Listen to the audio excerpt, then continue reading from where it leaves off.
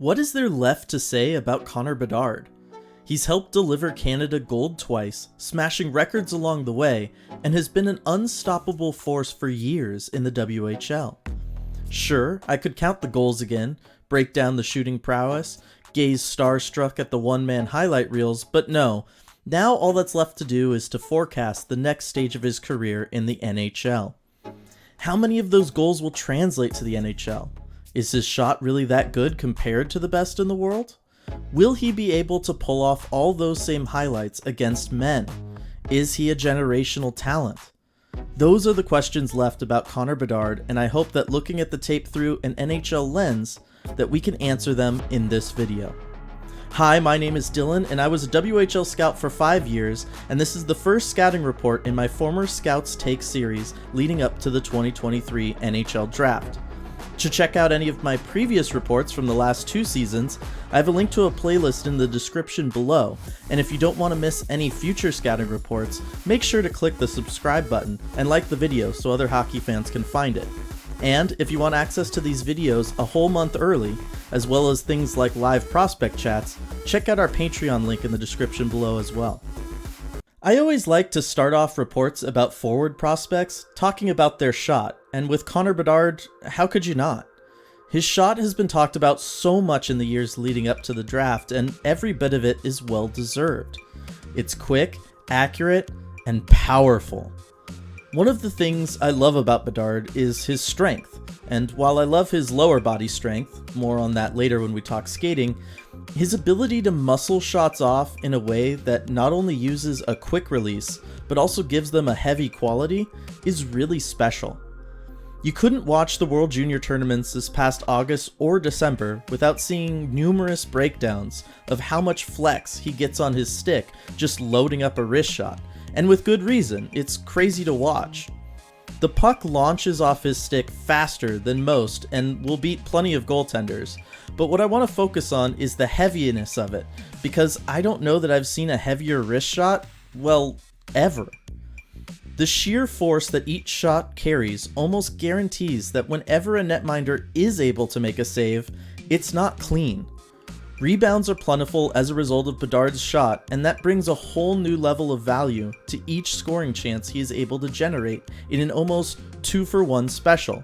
Have a wicked wrister that might score on its own, and we'll throw in an extra rebound chance for a streaking teammate to try to bash home. Not satisfied with that? How about we throw in an offensive zone faceoff after the goaltender is forced to freeze the puck quickly in a panic? The other aspect of his shot's power that I like is that he's able to fight and muscle off an accurate release while being harassed and stick-checked. That ability to get close to a full follow-through to control both accuracy and elevation while being slashed at puts him in elite company and will add so much value to his offensive chances at the NHL level, where that will be more commonplace than what he's used to seeing right now. Not only is Bedard's shot one of the best out there, he's actively improving it. Before this season, one of the only negative marks I could see on his shot is that it could lack elevation at times. Yes, he was generating a ton of power on each shot, but a lot of that power was sometimes wasted by not being transferred to the puck efficiently. Rewatch this look at his shot from the World Junior Championship back in August. Ignoring the flex this time to just watch the puck, notice how it isn't moving much on his blade? In fact, it isn't making a ton of contact with his stick prior to being whacked away at all. The puck isn't loaded enough to really ride up with his stick blade as he shoots, limiting the amount of elevation he's able to get. This can also explain why his shot doesn't have that quick twitch blinding fast release some other top scorers have. Think Tyler Seguin, Auston Matthews, or even Corey Perry back in the day. Now look at this shot from the tournament that just passed. He's tweaked his release so that the puck maintains contact with his stick longer, and he makes sure to follow through with his shot to gain all of the elevation needed to go over the goalie's shoulder. These are adjustments he is making before he's even at the NHL level, which only makes you wonder what else he'll be able to improve on with the help of a team's skill coach. In summary, his shot is as good, if not better, than any draft-eligible prospect from the last decade because of the power and accuracy he can put behind it. While Bedard's scoring ability is largely tied to his exceptional shot, his ability to make quick reads in the offensive zone helps him to put himself in prime scoring areas. When not attacking on the rush, something it looks like he favors, he shows a strong desire to go to the net. He might not go net front for screens, but he knows how to place himself for rebounds and quick one-timers. His lower body strength helps him here as he's able to fight off bigger defensemen for position and still get shots off. He has a good understanding of passing lanes and can make the subtle adjustments to his own position to not only stay visible to his teammates, but maintain himself as a top target. A more recent development to this is an increasing willingness to roam in the offensive zone, always keeping speed, pressuring the defense with movement, and giving different looks to his teammates. This is going to play big time at the NHL level. What I like about his playmaking most is that he keeps his head up. This is the biggest hurdle when it comes to young players being good and creative distributors. Will he be a no-look passing savant like some? Probably not, but he can dish it and he will be able to be more of a threat than just an average scoring winger or shoot first center. He tends to rely on basic passing plays right now, but that is in part because that's all he really needs to do, and the fact that he doesn't have high-level support at all times. This is the area of his offensive game that I think will take the longest to develop at the NHL level, but get him on a team with a veteran playmaker who can teach him what he can and can't get away with at the NHL level, and I think in just a year or two, you can see really solid assist numbers that will help bolster his overall point totals. Bedard's skating was honestly the first thing that impressed me when I first saw him a few years ago. It wasn't a fluid stride or blinding speed, however, it was the power and strength he has in his lower body and how he uses it to drive the net, park net front, or win puck battles in the corners. I think this has played a big role in his ability to dominate at lower levels of play, and I honestly think it's what will continue to help him play at an elite level in the NHL. His stride is fine, and while he can scoot, he shouldn't be confused with a burner. In fact, I wonder if he might even look just average at times in the NHL based on speed. So many of his highlights are breakaways or off the rush, but in nearly all of them, he's playing high in his own zone to get a head start on the play, and even still, the defense is able to catch him at times. He's just usually able to fight through them or fight them off to make a play.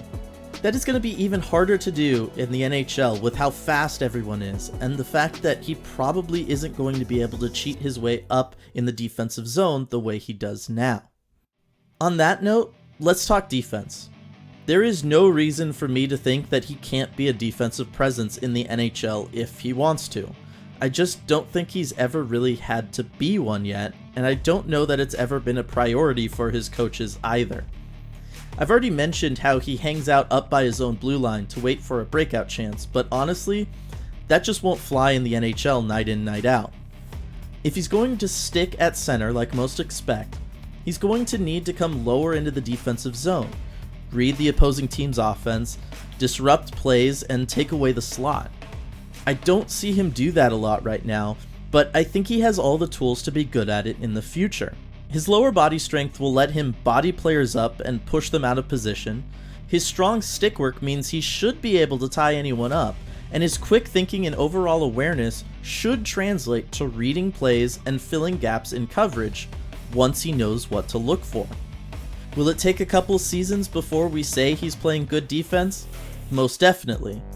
There will be growing pains, but anybody with his incredible skill set is going to be a coach's dream, and this is the place that could most be determined by where he gets drafted and what that team wants him to develop and focus on. If they just want him to score and not worry too much about things on the back end, then he'll probably be an average guy in the defensive zone.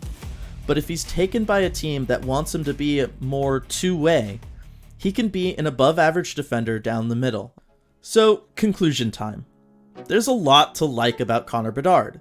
His shot is incredible, his puck skills are a close second, and his lower body strength should let him accomplish anything he wants to do out on the ice. So do I think he's the next generational player? Well, let's not get ahead of ourselves. While Bedard is fantastic, and I think he'll be a phenomenal offensive powerhouse in the NHL, I just can't put him in the Crosby-McDavid camp. I don't see Bedard being a dominant two-way presence who elevates everyone around him like Crosby, or the kind of guy who can score at better than a 2-point-per-game pace while dragging his team to a conference final like McDavid did. So who do I think his NHL comp might be? I, like many others, see a lot of Auston Matthews in Bedard. They attack and enter the zone in the same ways, preferring to go down the sides of the slot, challenging defensemen directly and using them to mask their shots. Being a player with insane shot volume also helps me make this connection. I also think Matthews is a good model for what kind of statistical production we could see from Bedard. His shot and scoring touch is good enough that 50-goal seasons almost seem expected, while I think Bedard has a better understanding of offenses as a whole and could see him pass Matthews' assist marks and have higher point totals depending on the players he's playing with and the system he's in. As for a rookie season, I really think it'll come down to who drafts him. I could easily see him playing on the wing in an offense-first role just to build his confidence and get him used to the speed and physicality of the NHL. But I could also see some coaches and front offices wanting to start the center molding process day one, capping his production in favor of long-term gains. Because of this, I'm not going to try and predict year one numbers, and instead we'll leave you with this message. Just watch the kid play. It's a lot of fun. Thanks so much for watching my first Former Scouts Take scouting report leading up to the 2023 NHL Draft. If you liked the video, like the video so other hockey fans can find it. That would be much appreciated. And if you don't want to miss the next one, make sure to subscribe to the channel and check out this playlist here on screen with all of my previous season's reports.